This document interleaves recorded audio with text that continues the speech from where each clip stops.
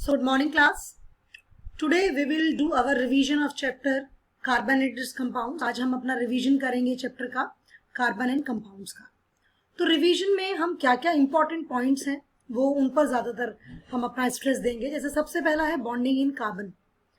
Carbon में bonding किस तरह की होती है? सबसे पहले तो हमें कार्बन का जो स्ट्रक्चर है, कार्बन जो एक एलिमेंट है, उसको सबसे पहले समझना बहुत जरूरी है कि कार्बन में कितने आउटर मोस्ट में या वैलेंस शेल में कितने इलेक्ट्रॉन्स हैं, वो कितने इलेक्ट्रॉन्स को लूज कर सकता है या वो कितने इलेक्ट्रॉन्स ले सकता है.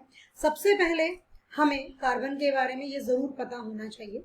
आफ्टर दैट हम उसकी बॉन्डिंग के बारे में डिस्कशन कर सकते हैं. वी नो दैट कार्बन जो है हमारा, उसका एटॉमिक नंबर 6 है. वो हमारी पीरियोडिक टेबल में 6th नंबर पर आता है. मतलब 1 से हमने शुरू किया है एटॉमिक नंबर से, तो 6th कंपाउंड है, वो एलिमेंट है हमारा कार्बन, और जिसका एटॉमिक मास होता है 12. कार्बन का जब हम कॉन्फ़िगरेशन करते हैं, इलेक्ट्रॉनिक कॉन्फ़िगरेशन होता है, तो कार्बन का इलेक्ट्रॉनिक कॉन्फ़िगरेशन होता है 2 and 4. It means it has 4 electrons in its outermost और वैलेंस शेल. उसके आउटरमोस्ट या वैलेंस शेल में 4 इलेक्ट्रॉन्स हैं. Now it is not an easy job to lose the 4 electrons or to gain the more 4 electrons. ये कोई आसान बात नहीं है कि आप 4 इलेक्ट्रॉन को लूज कर दें या 4 इलेक्ट्रॉन और कहीं से ले लें. जैसा कि एटॉमिक नंबर बता रहा है 6 है और उसका साइज बहुत बड़ा नहीं है, तो अगर हम उसको 4 इलेक्ट्रॉन देने की कोशिश करें तो that is not a easy job. और कार्बन के लिए भी इजी नहीं होगा 4 इलेक्ट्रॉन को हैंडल करना, क्योंकि प्रोटॉन उसके पास 6 ही हैं और इलेक्ट्रॉन्स टोटल मिला के हो जाएंगे 10, तो वो बैलेंस नहीं कर पाएगा. ऐसे ही अगर हम 4 इलेक्ट्रॉन्स को उसके शेल से, आउटर मोस्ट शेल से रिमूव कर दें, तो भी इलेक्ट्रॉन का प्रोटॉन के साथ रेशो बिगड़ जाएगा. तो कार्बन में क्या हम लोग फाइंड आउट करते हैं कि कार्बन ना तो इलेक्ट्रॉन्स को लूज करता है और ना ही इलेक्ट्रॉन्स को गेन करता है. कार्बन क्या करता है? शेयरिंग कर लेता है इलेक्ट्रॉन्स की. इलेक्ट्रॉन की शेयरिंग से क्या फायदा होता है कि वो अपना आउटर मोस्ट कंप्लीट करके अपना ऑक्टेट भी कंप्लीट कर लेता है, एक स्टेबल कंपाउंड बना लेता है, और उसका आउटर मोस्ट कंप्लीट हो जाता है तो उसमें स्टेबिलिटी अपने आप ही आ जाती है, कंपाउंड बन जाता है, तो कोई प्रॉब्लम नहीं आती है. That is the main point. तो बॉन्डिंग इन कार्बन में हम बेसिकली पढ़ेंगे कोवेलेंट बॉन्डिंग के बारे में. Now the question is that what is covalent bonding? Covalent bonding किसे कहते हैं? कोवेलेंट का मतलब क्या है? Covalent means when there is a sharing of electrons between the different atoms of a compound. एक कंपाउंड के, एक मॉलिक्यूल के जो डिफरेंट एटम्स हैं, उनमें जो इलेक्ट्रॉन्स की शेयरिंग हुई है, that is basically known as covalent bond. उसको हम कोवेलेंट बॉन्ड कहते हैं.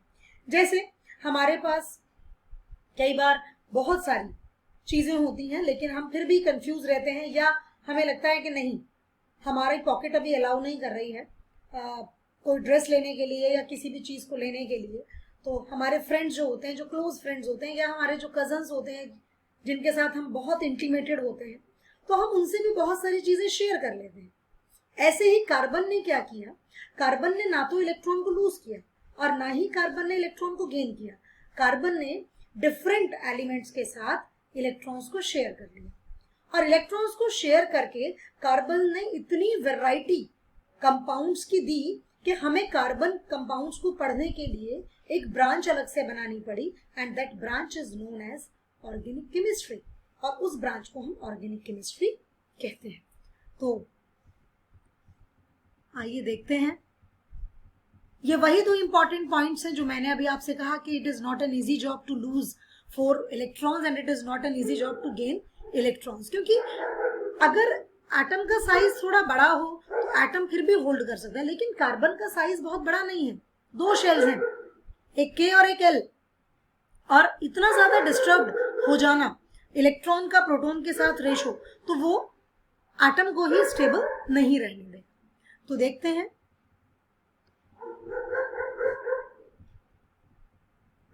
Now this is the first compound जो हम शेयरिंग देख रहे हैं, जिसमें हाइड्रोजन के हमने 2 एटम्स लिए हैं. There are 2 atoms of hydrogen.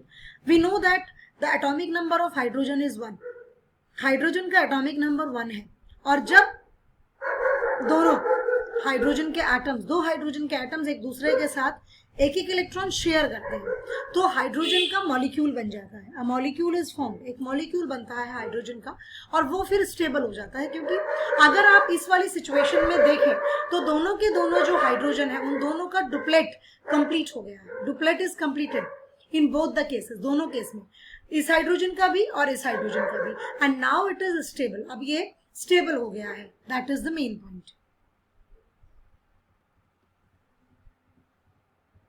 Now we can see the molecule of oxygen. वहां पर हमारा हाइड्रोजन के केस में सिंगल बॉन्ड बना था, क्योंकि सिर्फ 2 ही इलेक्ट्रॉन शेयर हुए थे, और एक बॉन्ड को बनाने के लिए हमें मिनिमम 2 इलेक्ट्रॉन्स की जरूरत होती है। कम से कम 2 इलेक्ट्रॉन तो हमें चाहिए एक बॉन्ड को बनाने के लिए। अब हम ऑक्सीजन के एटम पर आते हैं। ऑक्सीजन गैस हमारी नेचर में एग्जिस्ट करती है O2 मॉलिक्यूल की फॉर्म में। सो आपका जो ये O2 गैस है, O2 मॉलिक्यूल है, बेसिकली ऑक्सीजन का एटॉमिक नंबर क्या है, दैट इज 8, और जब आप उसका कॉन्फ़िगरेशन करते हैं तो आपको पता लगता है कि 2-6 इसका कॉन्फ़िगरेशन है। इसके आउटर मोस्ट शेल में 6 इलेक्ट्रॉन्स आएंगे, 6 इलेक्ट्रॉन्स आर देयर, वहां पर है, और 6 इलेक्ट्रॉन्स वहां पर है, तो it requires only 2 more electrons. उसको सिर्फ 2 और इलेक्ट्रॉन्स चाहिए टू कंप्लीट इट्स ऑक्टेट, अपना ऑक्टेट पूरा करने के लिए। तो ऑक्सीजन के 2 एटम क्या करते हैं, ऑक्सीजन के दोनों एटम जो है वो एक दूसरे के साथ बॉन्डिंग करते हैं।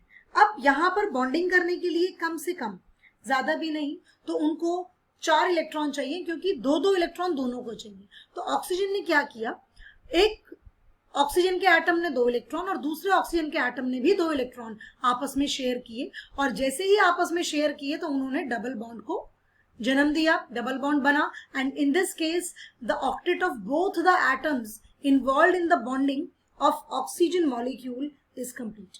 और दोनों के दोनों जो एटम जो इसमें इन्वॉल्व हुए हैं बॉन्डिंग में ऑक्सीजन के, उन दोनों का ऑक्टेट कंप्लीट हो गया है। And this is the way जिससे कि हम समझ सकते हैं कि किस तरीके से जो है कोवेलेंट बॉन्डिंग होती है। तो इसके बाद हम एक और मॉलिक्यूल का देखेंगे, that is nitrogen molecule. Nitrogen के मॉलिक्यूल में ट्रिपल बॉन्ड बनेगा, यू कैन सी हेयर, आप देख सकते हैं कि नाइट्रोजन का जो एटॉमिक नंबर है दैट इज 7, और उसको कॉन्फ़िगरेशन करते हैं तो 2-5 हमारा कॉन्फ़िगरेशन आता है। अब 2-5 जब आपका कॉन्फ़िगरेशन आया है तो आपने को पता है कि 5 इलेक्ट्रॉन आउटर मोस्ट में प्रेजेंट है, तो इट रिक्वायर्स 3 मोर इलेक्ट्रॉन्स। तो नाइट्रोजन के 2 एटम्स एक दूसरे के साथ कंबाइन हुए, और जैसे ही एक दूसरे के साथ कंबाइन हुए उन्होंने 3-3 इलेक्ट्रॉन्स का शेयरिंग किया और ट्रिपल बॉन्ड बना लिया, और इस तरीके से दोनों नाइट्रोजन के जो एटम्स हैं उनका ऑक्टेट पूरा हो गया। तो this is about the bonding present in carbon compounds also. Carbon में भी इसी तरीके से बॉन्डिंग होती है। कार्बन में भी अगर आप देखें तो जो आपके कंपाउंड्स हैं जो बनते हैं कार्बन में, दैट इज बेसिकली किस तरीके से बनते हैं, वो भी शेयरिंग के थ्रू ही बनते हैं। You can see an example, मैं आपको एक एग्जाम्पल दिखा रही हूँ। The formation of an molecule of methane. आप स्क्रीन पर देख पा रहे हैं कि मीथेन के एक मॉलिक्यूल की बॉन्डिंग मैंने आपको शो की है।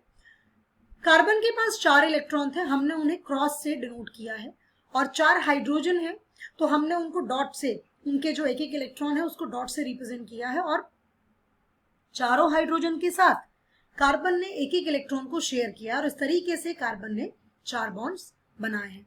And this is the way in which the carbon forms it's bonds. Carbon अपने बॉन्ड्स बनाता है और अपने ऑक्टेट को कंप्लीट करता है। अब अगर हम एलोट्रॉप्स की बात करें कार्बन के, तो कार्बन के एलोट्रॉप्स, सबसे पहले तो मैं आपको बताना चाहूंगी दोबारा से as it is a revision कि what are allotropes of carbon. Allotropes word की क्या है, इसका मतलब क्या है।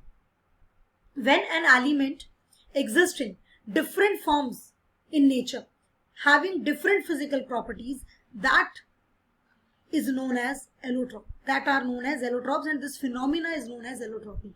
मतलब क्या हुआ, जब कोई एक एलिमेंट नेचर में डिफरेंट having property, मतलब different physical properties, it having different physical properties exist करता है अलग अलग फॉर्म्स में, तो that is known as allotropes. उनको हम एलोट्रॉप्स कहते हैं। And this phenomena is known as allotropy, और इस फिनोमिना को हम कहते हैं एलोट्रॉपी। ये हमारा एलोट्रॉपी जाता है। सो स्टूडेंट्स, अब यहाँ पर हम कार्बन के एलोट्रॉप्स के बारे में पढ़ेंगे। कार्बन के 3 एलोट्रॉप्स हैं, आपको मैंने पहले भी इस बारे में डिस्कशन किया है, आप दोबारा से मैं डिस्कशन कर रही हूँ। The one is diamond, the other is graphite, the next is buckminster fullerene. Buckminster fullerene जो है आपका, दैट इज व्हाट, वो क्या है, वो आपका एक एलोट्रॉपी है कार्बन का। अब यहां पर अगर हम देखें तो ये तीनों के तीनों का जो नेचर है वो डिफरेंट है, इट इज डिफरेंट, तीनों का जो नेचर है।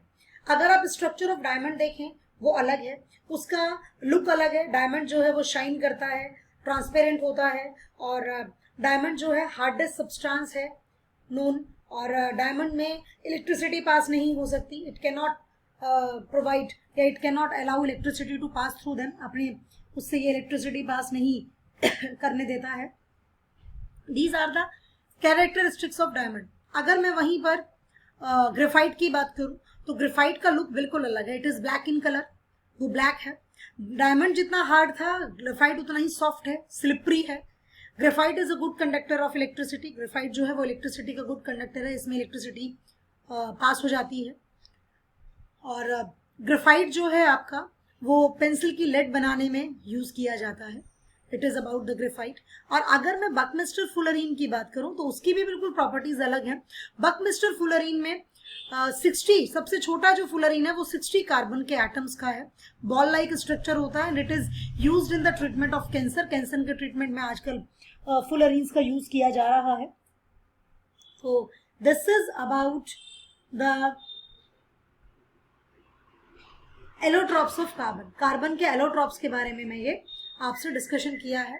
सो हमने एलोट्रॉप्स भी पढ़ लिए, हमने कार्बन का कोवेलेंट बॉन्ड भी हमें समझ आ गया कि हमें किस तरीके से देखना है कार्बन के कंपाउंड्स को। So this is about the carbon. Now यहां पर एक क्वेश्चन है, what would be the electron dot structure of the carbon. Carbon का इलेक्ट्रॉन डॉट स्ट्रक्चर क्या होगा कार्बन डाइऑक्साइड का, विच हैज फॉर्मूला CO2। तो ये आप इजिली बहुत अच्छे से बना सकते हैं, there is no problem at all, इसमें बनाने में कोई प्रॉब्लम नहीं है। और इससे अगला क्वेश्चन जो है, what would be the electron dot structure of a molecule of sulphur. ये भी मैंने आपको ड्रॉ करके दिखाया था। सल्फर का जो स्ट्रक्चर होता है वो W से बनाइए, W की जो 2 एजेस हैं ऊपर वाले उनको तो ज्वाइन कर दीजिए, बाकी W को थोड़ा सेपरेट कर दीजिए, and that is the structure of, या you can say the ring of sulphur. Sulphur की वो रिंग होती है, and in this way S8 molecule sulphur का एग्जिस्ट करता है। तो this is for today's revision. Thank you students and have a good day.